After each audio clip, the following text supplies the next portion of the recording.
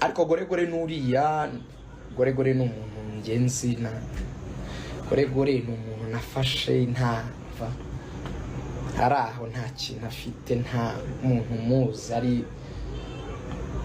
dusabira akazi mu bayobozi araza arirukanwa abantu basaba imbabazi aragaruka abantu bajyana muri za kampani zamamaza bashyiramo arongera kora ibyo yagiye akora kuri ba ministre ibyo yagize byose muri biriya nyine bituma mwita goregore biriya byo byabo by'inyuma babamo bakoresha inyuma bakora ibyo bakora nyine byose nuko none uwo goregore ntaso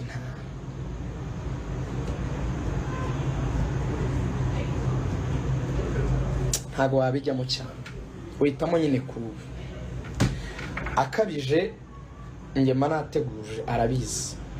I will disclose everything. I will disclose everything. I will disclose everything. Guhera ku bwa mbere avaho yavuye ku kazi kugera bwa kabiri hava icyabaye mfungwa ibyo yanditse mwarabibonye yarazi ko nzahiramo ndagaruka arakomeza ndihanangiriza ndasaba ndavuga please stop ntuma w'abantu bakorana ndababwira sinshaka ibyo bintu urumva so ari ukuntu rero umuntu agenda ukabona yakabije rimwe ukaba wamusubiza kugira ngo tuze akogoregoresha ni nk'umubu nyine urabona wa mubu cyangwa usaza ugira gutya na goregore rero buriya kugira ngo anumve biragoye nyine n'umuntu ugoye uramwihorera nyine sometimes bisaba kumureka nyine fungwa ibyo yanditse mwarabibonye yarazi ko nzahiramo ndagaruka arakomeza ndihanangiriza ndasaba ndavuga please stop ntuma w'abantu bakorana ndababwira sinshaka ibyo bintu barabanza babihereza goregore abirekura mbere y'ikipe ikipe irabirekura byabanjwe kurekurwa na goregore none se niba hakana ko atashakaga kwirukanisha ngabo goregore yakuyeho itangazo ry'ikipe ari postinga mbere yuko ngabo ari posta mbere yuko ikipe iri posta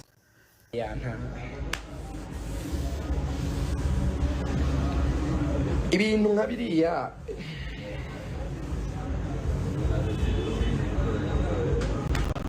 nse nakubwira ngo iki hari ibintu reka bikisaza bikijyana hari utuntu nyine hari umuntu ugira utuntu two dusaza ukamureka akisaza yisubiza mu mwanya we wari wabona iyo utetse ibishyimbo bikabira yona amazi yari kubira ukuntu bizamura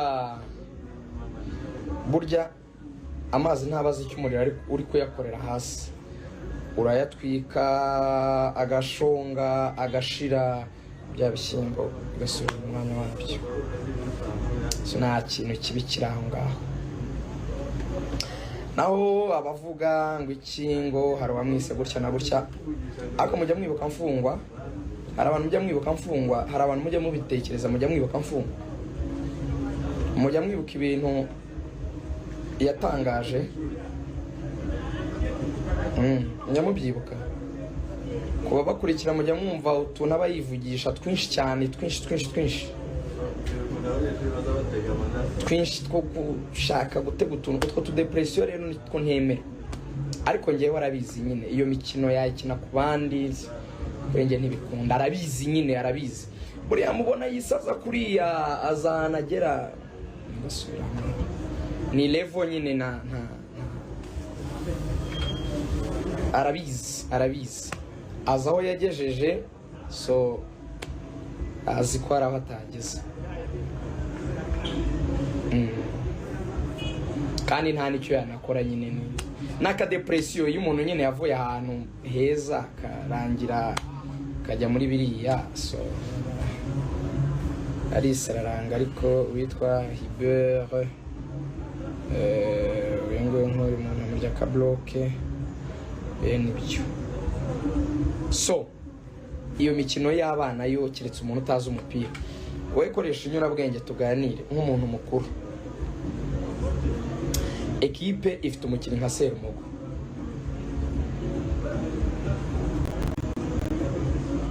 Serumogo ni umukinnyi ufite kontra muri Rayon. Serumogo akinnye match ya APR abanjemo, Serumogo akinnye match ya Al Hilal abanjemo.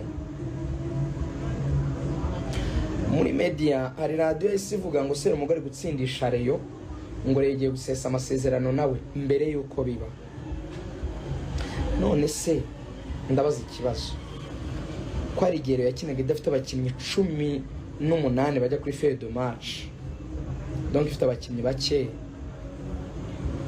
Oga Munezero wagutase nk'ahantu yabagufashije cyane, akaba ari akantu keza cyane.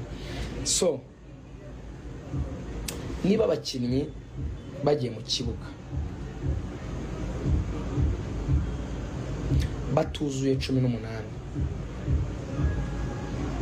bakajya mu kibuga bagakina umupira ufite abakinnyi bake, ni gute ushobora kuvuga ngo umukinnyi ndamurekurira ubuntu afite amasezerano?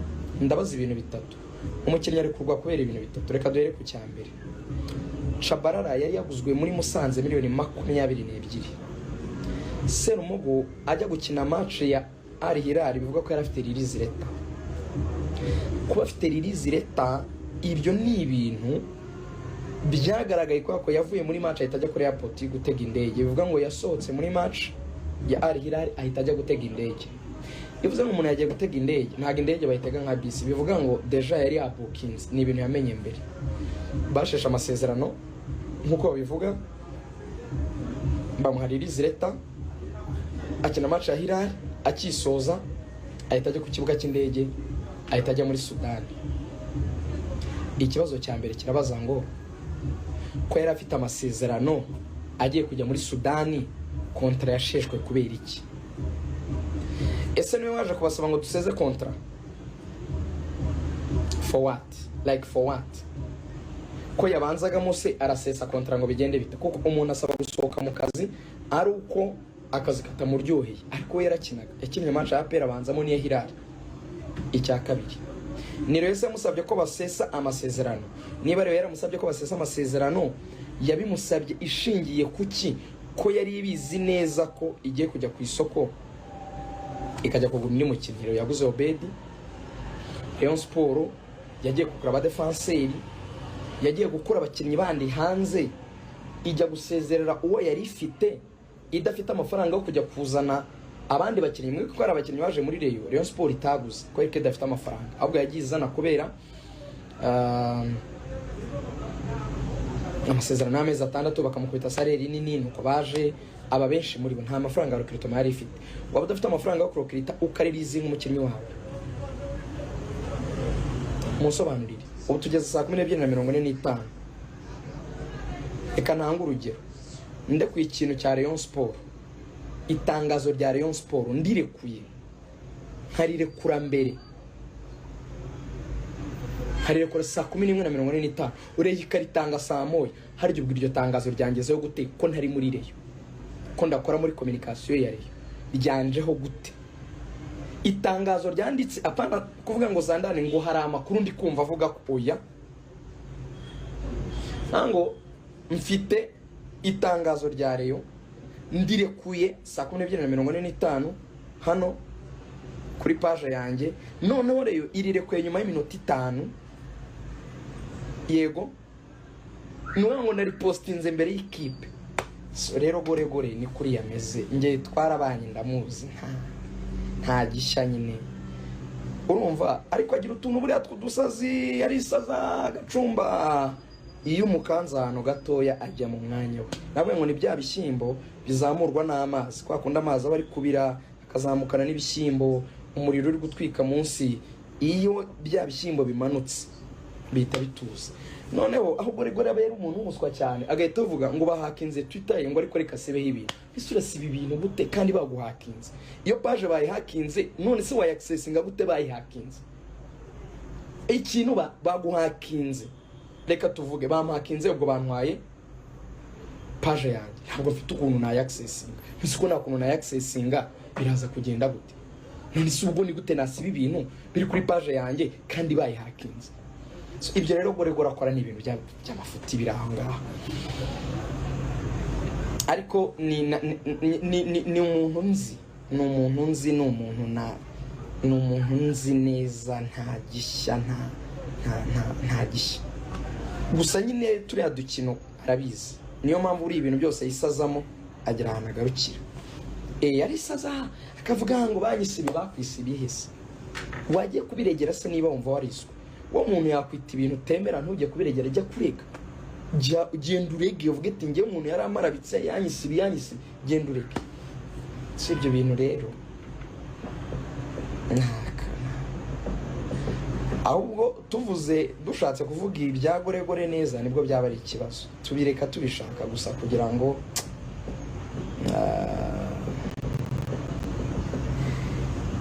turamureka ariko nakomeza buri ibintu byinshi tubikorera kubaha institution dukorera abayobozi batuyobora mu bintu byinshi bitandukanye ukavuga uti ko yuko hari icyubahiro mbagomba bo nkabo reka mbyihorere kuko umwe yaravuze ati hano harasigara umwe biraba ngombwa ko niba mushaka kugumana njye uriya agenda bateze kubera iki bati ko yambwiye ijambo rikankorogoshorara ati kandi ntiyanarisitayeho ko nari musubirishijemo kabiri arisubiramo inshuro ya kabiri n'iya gatatu yemwe ati nayo mpamvu bigoranye ko namubabarira kuko byari bimuvuye ku mutima ariko disi ushobora gusanga hari abazi kurwaza hari kiriya kigo nk'uwo mutipe none urumva ubwo bwaba ari nk'ubwa kangahe n'ubwo akozemo dega bwaba ari nk'ubwa gatatu hazamo amakosa asa nabi